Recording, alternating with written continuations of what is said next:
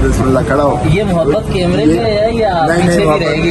हमारी दिल से मोहब्बत है। तो ये गलत फहमी है, ये मेरा छोटा भाई है, बेटा है, इसलिए तुम्हें गलत फहमी नहीं होनी चाहिए।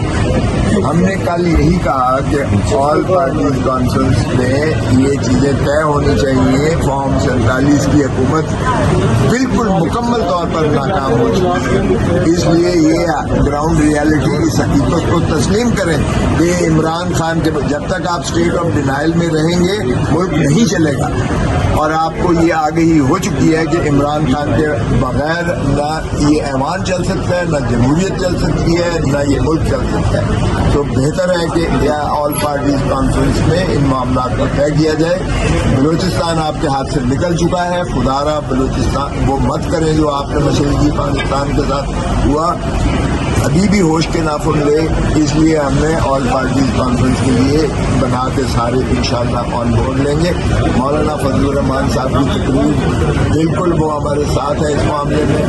वो भी इस जो है फॉर्म 47 की हुकूमत पर और पार्लियामेंट पर नहीं मानते। लेकिन अब अगर बंद गली में फंस गए हैं तो उसका तरीका यही है कि ऑल पार्टीज कॉन्फ्रेंस मिल बैठ कर फैसला करते। और जब आप पार्लियामेंट को बेवकूफ़ कर देते हो, सियासतदानों को बेवकूफ़ कर देते हो, तो फिर तबाही का शाखसाना वही होता है जो मशरकी पाकिस्तान का हुआ है। ठीक है, एक चीज मैं इन्फॉर्म कर दूं, वो ये है कि एक रिजोल्यूशन मैंने सबमिट की है।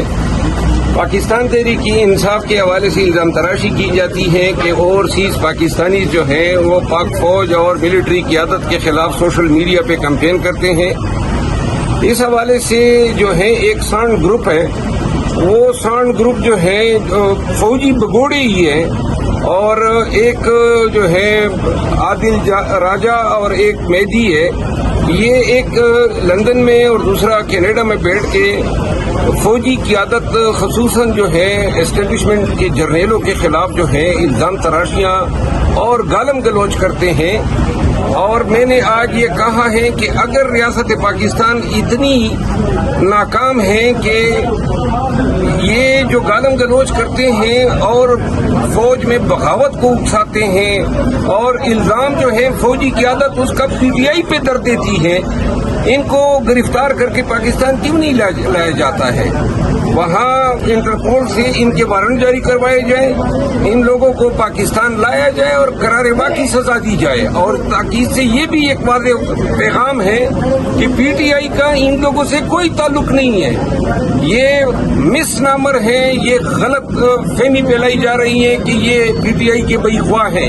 इन लोगों के करतूतों की वजह से खान को और PTI को जो है कीमत अदा करनी पड़ती है।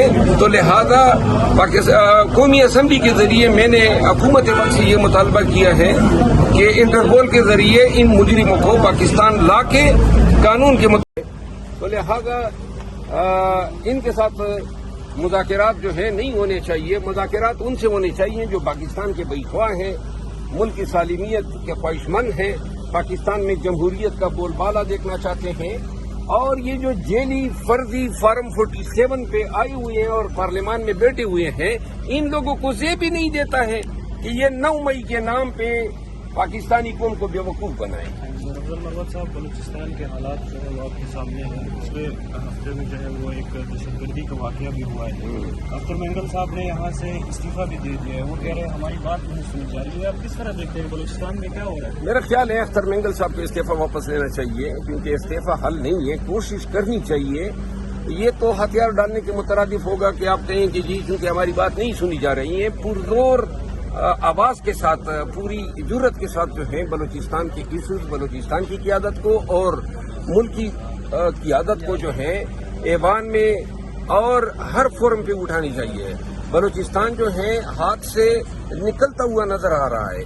जो सूबाइयत को हवा दी गई, पंजाबियों का कत्लेआम किया गया और दहशतगर्दी के पे दर पे वारदातें हो रही हैं। बलूचिस्तान के नौजवान जो हैं वो मिसिंग पर्सन में उनकी तादाद बढ़ती जा रही है। दहशतगर्दी जो है वो अरूज पा रही है। KP जो है उसी सूद को फॉलो कर रहा है।